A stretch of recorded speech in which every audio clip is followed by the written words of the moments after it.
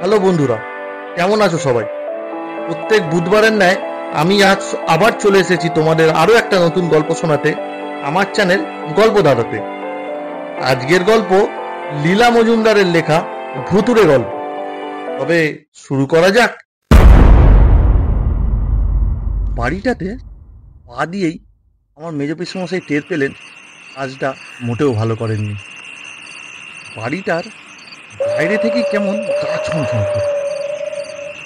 তবেকার পুরনো বাড়ি, দরজা জানলা ঝুলে পড়েছে, শ্যাওলা জন্মে গেছে, ওপরে ফাটলে বড় বড় অসত্য গাছ গজিয়েছে। ফটক থেকে সামনের সিঁড়ি পর্যন্ত রাস্তাটা আগাছায় ভর্তি, আর তার দুপাশের সিরিজ গাছগুলো ঝোপড়া হয়ে মাথার উপর আকাশটাকে অন্ধকার করে রেখেছে।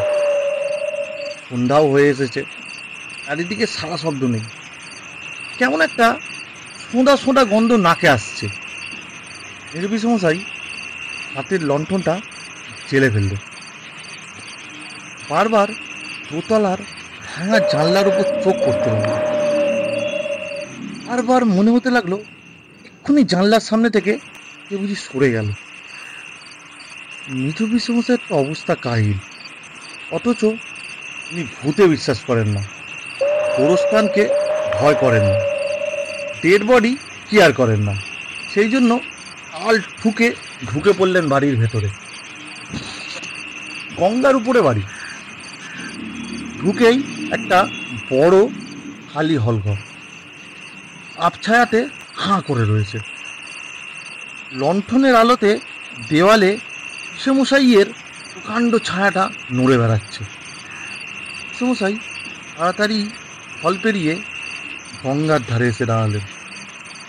প্রকাণ্ড এক বারান্দা, রেলিং ভাঙা, তারপর এক ফালি সান বাঁধানো চাতাল, আর চারিদিকে সাদা সাদা সব পাথরের মূর্তি সাজানো। তারপরেই ঘাটের ভাঙা সিঁড়ি জল অবধি নেমে গেছে, আর অসংখ্য ইট জলে ধুয়ে গেছে। সিঁড়ির পাশেই একটা বুড়ো বাতাবি লেবুর গাছ, তার নিচে কবেকার পুরনো ইটের গাদা, রোদে পুড়ে জলে ভিজে কালো হয়ে গেছে। গঙ্গার ওপারে জুট মিলের সাহেবদের বাড়িতে আলো জ্বলছে দেখে পিসমশাই ফুস করে একটা নিঃশ্বাস ছাড়লেন। একতলায় বসে থাকলে চলবে না, ওপরে যেতে হবে, রাত কাটাতে হবে না, না হলে তো বাজি হেরে যাবেন। ক্লাবে মুখ দেখাতেই তো পারবেন না, উপরন্তু যোগুর বাবা সোনালি ছাগলটাকে নিয়ে যাবেন। হলের দুপাশে সারি সারি ঘর, তাদের দরজাগুলো কাঠখোলা। দু একটা বিশাল বিশাল কারিকুরি করা ভাঙা তক্তপোষ, দু চারটে প্রকাণ্ড খালি সিন্ধু, এক আধটা বৃহৎ রংচটা আয়না ছাড়া কোথাও কিছু নেই। মেজ পিসমশাই তাড়াতাড়ি একবার সবটা দেখে নিয়ে এক দৌড়ে ওপরে উঠে গেলেন। দোতলাটাও ঠিক একতলারই মতো, সেখানেও মাঝখানে একটা প্রকাণ্ড হল, তার মধ্যেও আসবাব কিছু নেই, খালি মাঝখানে একটা প্রকাণ্ড বড় ঘোর নীল রঙের গালচে পাতা, তাতে বহু দিনের ধুলো জমে পুরু হয়ে রয়েছে। আর ঘরের কোণের দেওয়ালে একটা সেতার ঝুলছে, তাতে তারের কোনো চিহ্ন নেই। মেজ পিসমশাই খানিকক্ষণ চুপ করে দাঁড়িয়ে রইলেন, দেওয়ালের দিকে পিঠ করে, যাতে পিছন থেকে হঠাৎ কিছুতে এসে না পড়ে। কিন্তু দাঁড়িয়ে থাকলেও তো চলবে না, প্রত্যেকটা ঘরের বর্ণনা দিতে হবে না, তাই প্রত্যেকটা ঘর একবার দেখা দরকার। হয় আবার কিসে, ভূত তো আর হয় না। ঘরগুলোর প্রায় সবকটা দরজাই খোলা, একেবারে খালি, ধুলোয় ধূসর। দু একটাতে ভাঙা ভাঙা আলমারি, প্রকাণ্ড জলচৌকি দেয়ালে ঠেস দিয়ে দাঁড়িয়ে আছে। ছাদের দিকে তাকিয়ে দেখেন আলো ঝোলাবার বড় বড় হুক আছে, আর আশেপাশের ছাদটাতে ঝুলকালি দাগও রয়েছে। মেজ পিসমশাই দারুণ অস্বস্তি বোধ করতে লাগলেন। তাছাড়া রাতই যখন কাটাতে হবে, তখন একটা বসার জায়গা তো চাই। হলের পাশে গঙ্গার উপরে চওড়া বারান্দা, গঙ্গা একটা স্টিমার যাচ্ছে, তাতে মানুষও আছে, আলোও জ্বলছে, উপরে শত শত আলো জ্বলছে। মেজ পিসমশাই রেলিংয়ের কাছে এসে দাঁড়ালেন। খড় দিতে ভয় করে, যদি ভেঙে পড়ে। হাঁপ ছেড়ে বাঁচলেন। ওই তো জাহাজে কত লোক দেখা যাচ্ছে। আহ, এনেছিস? কই দেখি। থমকে মেজ পিসমশাই ফিরে দেখেন গা ঘেঁষে দাঁড়িয়ে আছেন সাদা জাব্বা জব্বা পরা একজন বুড়ো মতো লোক। কি ভালো দেখতে! হাতির দাঁতের মতো গায়ের রং, দাড়ি নেই, লম্বা গোঁপটা পাকিয়ে পাকিয়ে কানের ওপর তুলে রেখেছেন, টানা টানা চোখ, আশ্চর্য ফর্সা। একখানি হাত বাড়িয়ে বললেন, কি হলো রে? দে দে, দেরি করিস না, কখন কে যে এসে পড়বে।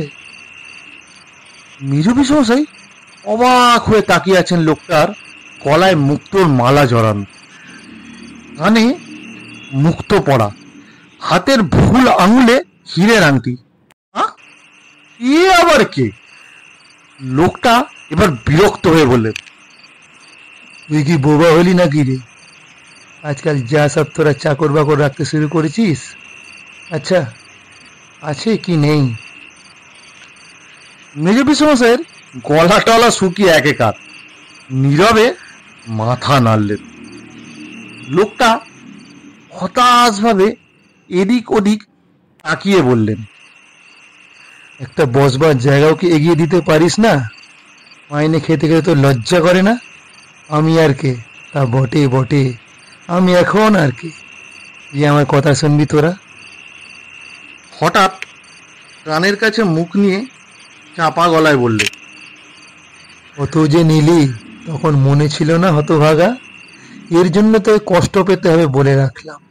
কি ভীষণ কষ্ট পেতে হবে জানিস না? তিলে তিলে তোকে ওই রে। বিদ্যুতের মতো বুড়ো লোকটা হলের পাশের ঘরটাতে ঢুকে পড়ে দরজাটা বন্ধ করে দিল। মেজ পিসমশাইয়েরও যেন কানে এলো স্পষ্ট পায়ের শব্দ। দেয়ালের মতো সাদা মুখ করে লণ্ঠনটাকে উঁচু করে ধরে চারিদিক ভালো করে দেখে নিলেন। কেউ কোথাও নেই। লোকটা নিশ্চয়ই পাগল টাগল হবে। অত গয়নাগাটি বা পেল কোত্থেকে? কেমন অস্বস্তি বোধ হতে শুরু করলো। লণ্ঠন হাতে বারান্দা থেকে হলে ঢুকলেন। নিচের তলাটা বরং ভালো, একটা তক্ত বসে বসে বসেই রাত কাটানো যাবে। পকেট চাপড়ে দেখলেন অশরীরী খুনের লোমহর্ষণ 10 নম্বর খানা দিয়ে দিতে যোগুর বাবা ভোলেনি। রাত জেগে ওইটি পড়ে শেষ করতে হবে। কাল সকালে আগা গোড়া গল্পখানা বলতে হবে, তবে তো বাজি জেতা। পা টিপে টিপে হল পার হয়ে সিঁড়ি দিয়ে নেমে সদর দরজার ডান পাশের ঘরখানিতে ঢুকে ভাঙা সিন্দুকের উপর লণ্ঠনটা নামালেন। অক্টোবসের কোণটা ধুতির খোঁট দিয়ে ঝেড়ে ধপ করে পিসমশাই বসে পড়লেন। ময়লা ঠোঁটটা দিয়েই গলার কপালের ঘাম মুছতে লাগলেন। আহ, বাঁচা গেল। ভাগ্যিস ভূতে বিশ্বাস করেন না, নইলে তো আজ ভয়েই আধমরা হয়ে যেতে হতো। সামনের রংচটা আয়নাতে একখানি সাদা ছায়া পড়ল। বুড়ো লোকটা ধীরে ধীরে ঘরে ঢুকলো। অনুনয়ের স্বরে বললেন, দিয়েই দে না বাবা, তোর আর কি কাজে লাগবে বল? যারা দেয় তারা প্রাণ হাতে করে এনে দেয়, না পেলে আমার প্রাণটা বেরিয়ে যায়। কেন দিচ্ছিস না বাপ? একে একে সবই প্রায় নিয়েইছিস, আরও চাস বুঝি? তোর প্রাণে কি একটুও মায়া দয়া নেই? প্রথম যখন এলি কি ভালো মানুষটাই না ছিলিস। আমি ওপরের ওই নীল গালিচাটায় বসে সেতার বাজাতাম, আর তুই বারান্দায় দাঁড়িয়ে দাঁড়িয়ে হাঁ করে শুনতিস। তোকে কত না ভালোবাসতাম রে, এটা ওটা রোজই তোকে প্রায় দিতাম। কত না ভালো মানুষ সেজে তুই নিতিস। ভেতরে ভেতরে তুই যে এত বড় একটা বিশ্বাসঘাতক কেউটে সাপ, তা কি আর জানি? মেজ পিসমশাই লাফিয়ে উঠে এক হাত সরে দাঁড়ালেন। বুড়ো লোকটাও খানিকটা এগিয়ে এলেন। রাগে তার দু চোখ লাল হয়ে গেল। ফর্সা দুটো মুঠো পাকিয়ে মেজ পিসমশাই নাকের কাছে ঘুষি তুলে বললেন, একদিন এই ঘষিকে বেশুদ্ধ লোক ভয় করত, কোম্পানি সাহেবরা এসে ভয় পা চাটত। এখন বুড়ো হয়ে গেছি, দুর্বল হয়ে গেছি, তাই আমার বাড়িতে আমার মাইনে খাওয়া চাকর হয়ে তোর এত বড় স্পর্ধা? তবে এখনো মরিনি রে, এখনো তোকে এক মুঠোয় কাবু করতে পারি। কি বাজে কথাই না বলছি তোকে, দিয়ে দে বাবা, দেখ এর বদলে তোকে আমি কি দেবো। এই বলে বুড়ো লোকটা আঙুল থেকে হীরের আংটিখানি খুলে মেজ পিসমশাইয়ের দিকে বাড়িয়ে দিলেন। মরিয়া হয়ে পিসমশাই এদিক ওদিক তাকালেন। কি যে দেবেন ভেবে না পেয়ে পকেটে হাত দিতেই গোলাপি বিড়ির প্যাকেটের দুটোর উপর হাত পড়ল। তাই বের করে বুড়োর হাতে দিয়ে দিলেন। সত্যি দিলি? আহ, কি মাচান মাচালি বাবা, এই নে, আমি আশীর্বাদ করছি তোর 100 বছর পরমায়ু হোক। এই বলে আর এক মুহূর্ত অপেক্ষা না করে মেজ পিসমশাইয়ের বুক পকেটে আংটি ফেলে দিয়ে হলের মধ্যে দিয়ে সিঁড়ির দিকে দে ছুট। পিসমশাই হাঁ করে তাকিয়ে রইলেন। সিঁড়ির প্রথম ধাপটা অবধি তাকে লণ্ঠনের ক্ষীণ আলোকে দেখতে পেলেন।